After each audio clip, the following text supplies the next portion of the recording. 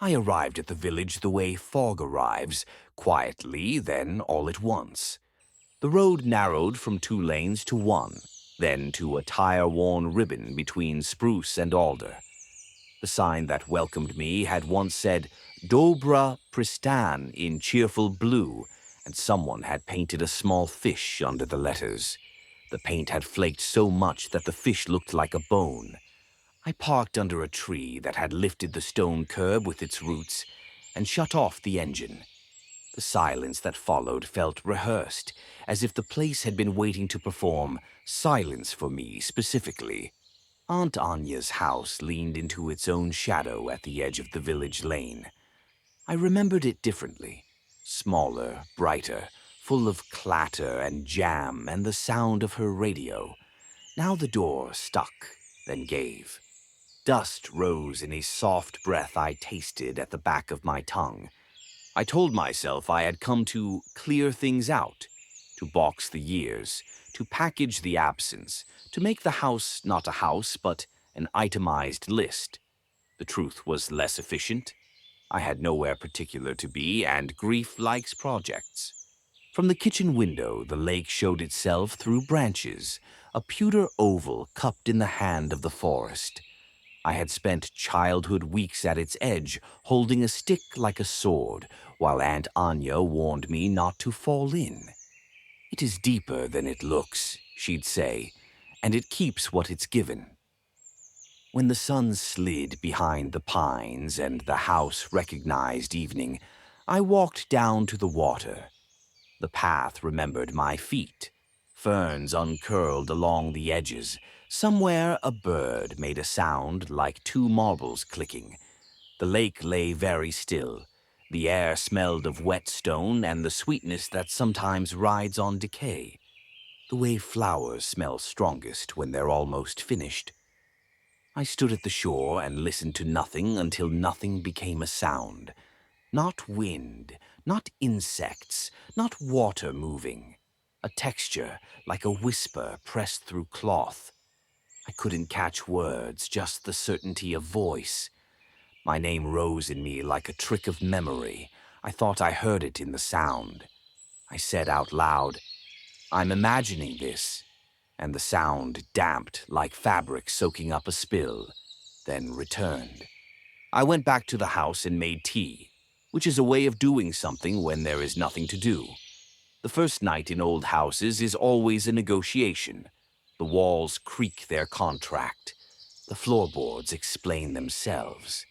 I made the bed with sheets from the cupboard that carried the faint, clean scent of sun and soap. When I lay down, the window of the room held a small piece of lake light, dull and convincing. I slept shallow as a saucer of milk. In the morning, I met the village in its daytime costume. A woman swept her stoop with the steady, resentful motions of someone who had swept the same dirt many times. An old man sat on a bench with a cane resting against his knee, not using it because he wanted both hands free to line up the pebbles at his feet into a line only he understood. A dog watched me with an expression I recognized, calculating if I was the kind of stranger who threw sticks. At the small shop, I bought bread, butter, and a jar of sour cherries, because the label looked like a promise. The shopkeeper was younger than me by 5 years or 10. It is hard to tell. She had the kind of face that already knew the endings to most of the stories around her. "You're Anya's nephew," she said, not asking. "Yes," I said. I said my name. It felt like a coin over the counter. She nodded once as if she'd received change. "You're staying at the house?" "For a while," I said. Her gaze flicked toward the lake through the shop window. It was barely visible, just the suggestion of silver. "It's quiet now," she said. "Quieter than before?" I asked, because I wanted her to say no, and she didn't. She slid my change into my palm. "Don't go to the water at night," she said, and then, catching herself, offered me a ghost of a smile. "City people don't see well in the dark." "I grew up here," I said. but it sounded like an excuse. "Then you know," she said, and the bell above the door closed the conversation for us. I cleaned. I opened windows. Dust wrote on the air and erased itself. In a drawer, I found one of Aunt Anya's postcards to herself. She used to buy them from the kiosk without ever sending them. On the back, she'd written only a single word: stay. When evening came, as if by agreement, I went back to the lake. It was so calm that the reflection of the trees made a second forest upside down. The first ripple was not caused by wind. It moved across the surface, straight as a line drawn with a ruler. When it reached the shore, it made no sound at all. I said my name aloud, the way you do when you think you see yourself in a crowd. The whisper in the water thickened like breath on glass. "Who's there?" I asked, because stories ask that question and the world politely pretends to answer. The whisper parted into threads. A strand of syllables brushed my ear and vanished. I could not catch them. I knew I had heard the shape of what my mind wanted to call welcome, but it might have been wait. I crouched and dipped my fingertips into the shallows, the way a person touches an animal they don't trust yet. The cold was honest. I withdrew my hand and felt a tingle in my knuckles that traveled up my arm and nested somewhere behind my heart. A footstep on the path did not startle me because my body had already decided not to be startled. I turned. The old man with the cane stood at the edge of the clearing, watching me like a grandfather watches a grandchild near a stove. "You hear them," he said. His voice was soft with a grit in it, like the edge of a river rock. "I hear something," I said. He nodded. "You hear them." We stood together as if we were in a church you enter by accident and do not want to be the first to speak. "Who are they?" I asked finally. "Water keeps," he said. "When the river was made into this, it kept what it could.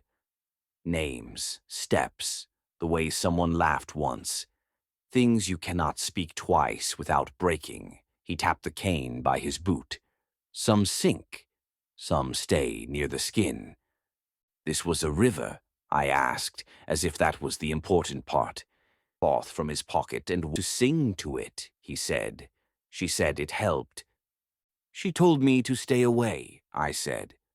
"She loved you," he said, which answered the question I had not asked. He began to walk back up the path, and after a few steps without turning, he said, "Don't give it anything you aren't ready to lose." "Like what?" I said, and he raised his cane like a salute and was gone. That night, I did not mean to go back to the lake after dark, and then I was at the lake after dark. The path was different under the moon. The ferns were hands. The trees were rooms in a house where no one had lived for a century. The water had taken the sky and put it on. I stood at the shore and listened. The whisper was not small tonight. It braided itself with the hum of my blood. I said my name softly. The water moved in that ruler-straight way again, a line toward me. I stepped closer, shoes sinking half an inch into the wet edge. The cold around my ankles was not the lake. It was the air pretending to be the lake to see if I would accept it. "Anya," I said before I could tell myself not to. What answered was not a word, but a pattern. The pattern made me think of the way she had always put the kettle on first and asked questions second. It made me think of the way she ironed the tablecloth for holidays, even when there were only the two of us, because celebration is a habit, not a guest.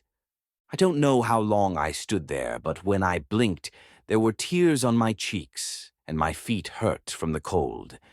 I walked back with the careful steps of someone carrying a bowl filled to the brim. In the bed, before sleep rolled over me, a memory opened like a box.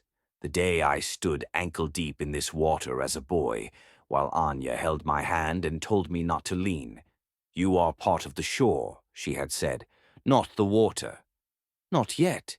Not yet is the kind of phrase that follows you. The next day, the shopkeeper asked if I had slept well, and I lied reflexively. She handed me a paper bag with bread, and I bought matches I did not need. When I left, the dog that had watched me before trotted a few steps at my side and then stopped, as if I had failed a small test. I spent the afternoon boxing the lives of objects, photographs whose corners had learned to curl, a ceramic cat with a chipped ear, a tin that had once held biscuits and now held buttons. So many buttons, the small currency of lost things. At the bottom of a drawer, under a folded shirt that still carried the shape of the person who had folded it, I found a small notebook.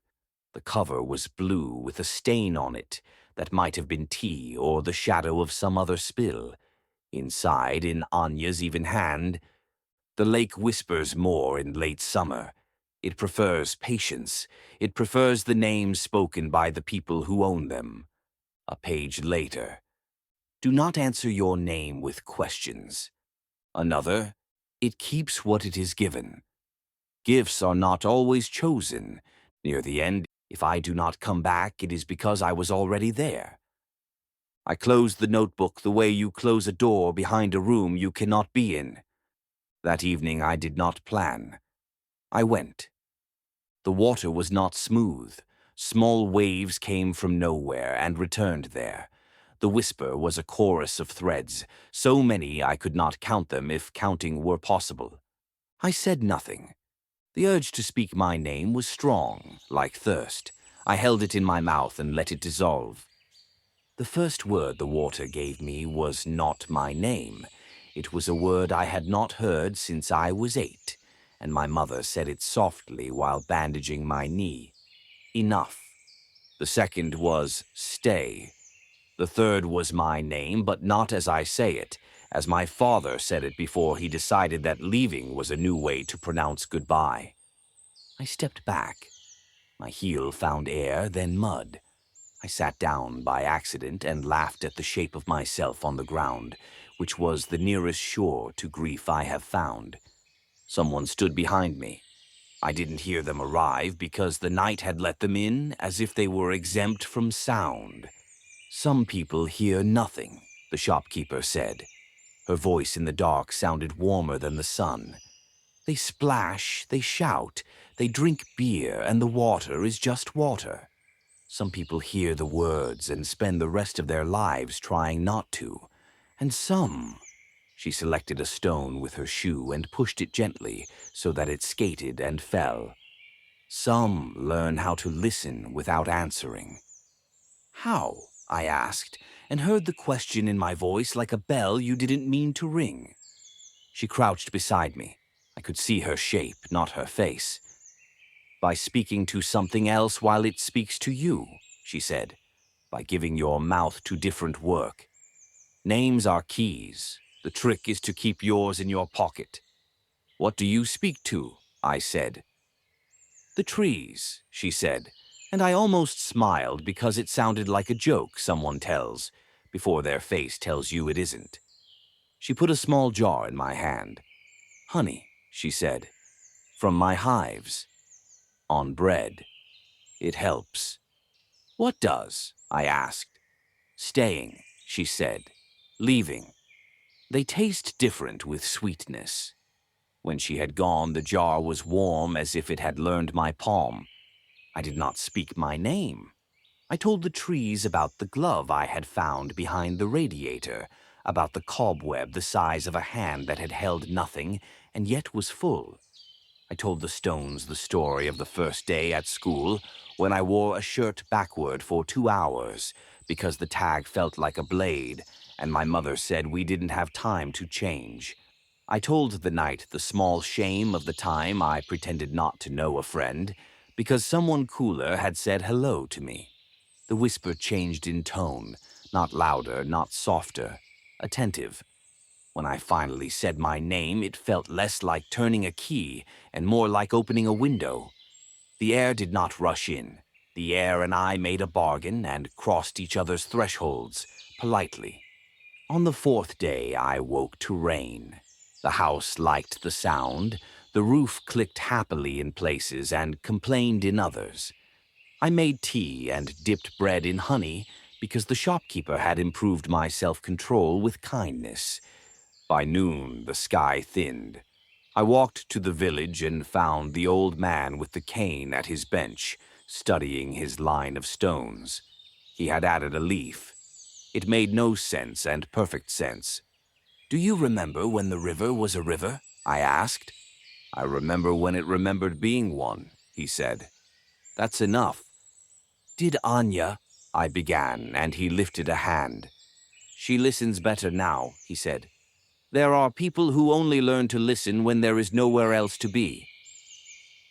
He patted the bench beside him, and I sat. "You've been going at night," he said. "Yes," I said, because lying to him felt like breaking something I couldn't fix. He nodded. "Good. There are words that only grow in the dark, like mushrooms." He grinned, quick and precise. "Don't eat the wrong ones." I opened my mouth to ask which were the wrong ones and then closed it. "Sometimes the answer is the nap you didn't know you needed." He tapped his cane twice. "When you go tonight," he said, "bring something you can lose. Not a ring, not a memory you'll miss, a token. The lake collects what it's owed. If you choose the currency, it chooses less cruelly." "What did you give?" I asked. He looked at his hands for a long time as if the answer might be written there. "My watch," he said. "I was late, less after that."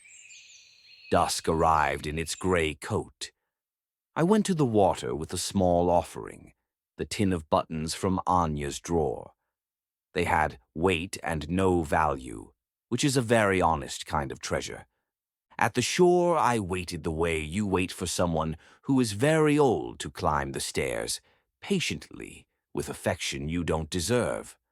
The whisper came. "I brought something," I said, as if to a host. I opened the tin and let the buttons fall, one by one, into the shallow edge. They went down like planets, small, bright, then gone. The sound they made was almost nothing, but the nothing had edges. The whisper curved. It was not gratitude. It was recognition. "Anya," I said, careful as prayer. The shape came again, the kettle, the tablecloth, the habit of celebration. I felt a warmth in my hands, not from the air. "I'm leaving soon," I said, and felt the lie and the truth inside the same sentence, like two seeds in one fruit. The water pressed its voice close. I heard, not with my ears, but with whatever inside us hears when we think we're only remembering. "Stay." It did not feel like a command. It felt like a diagnosis. I stepped back from the edge and said, "What happens if I do?" The water did what water does when it doesn't intend to answer. It existed. I turned to go, and a shape stood where the path began. For a second, I swear this is true, I thought it was my father.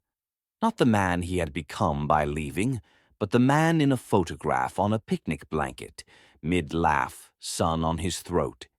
Then the shape moved, and the illusion broke the way ice breaks under a heavier step than you planned.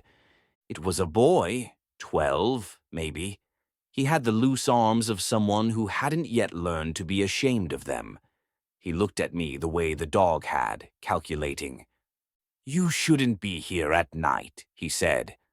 "What are you doing here at night?" I said, because adults say that to children even when the adult is less certain of their own choices.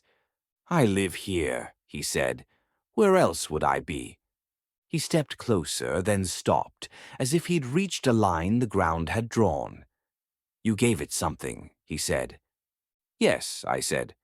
"It will ask for more," he said. He spoke it like weather.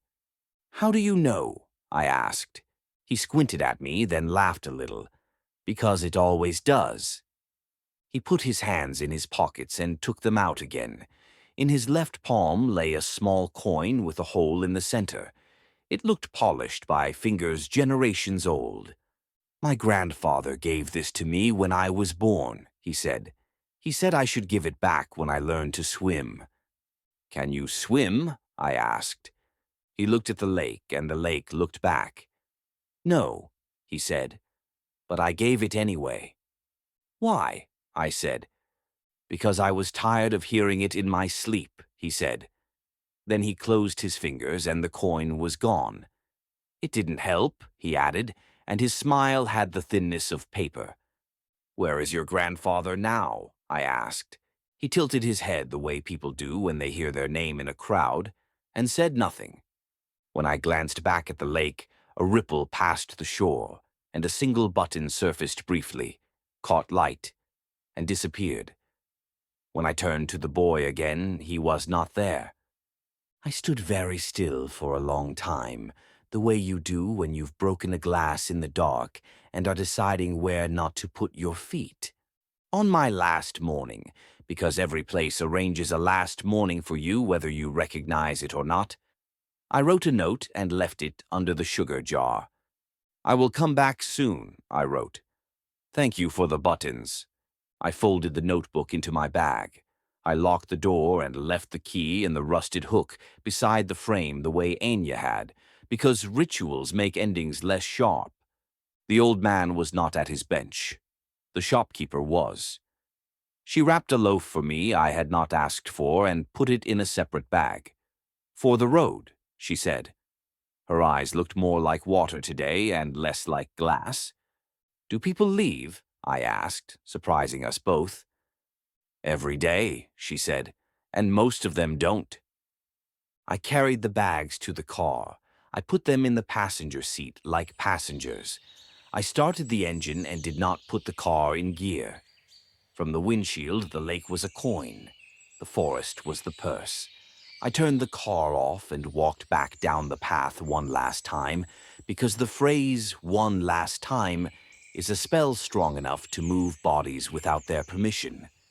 At the shore, the water lay with the indifference of animals that know they have outlived many names. "I'm leaving," I said, and the whisper gathered. I expected it to say stay. I wanted it to. I feared it would. What it said, what I heard, was neither. It said my name in a way that made me understand that leaving and staying are words we use to make maps in houses without walls. "I'll come back," I said, which was a promise and not a plan.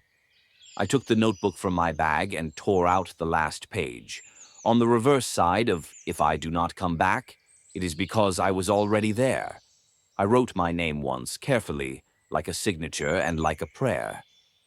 I folded the page small and held it in my fist until the warmth of my hand became the warmth of paper.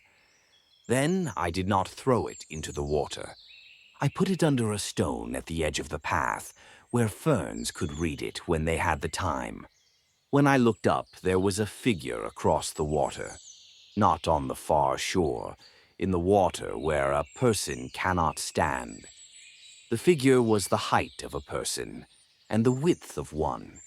It moved in the small motion of someone breathing, and I realized that what I was seeing was my reflection, translated by the lake into something that did not require glass. I raised a hand, and the figure raised a hand, but not at my speed. Slower, like a person who had just learned the gesture and wanted to do it with respect. "Goodbye," I said. The whisper came, not louder, not softer, closer.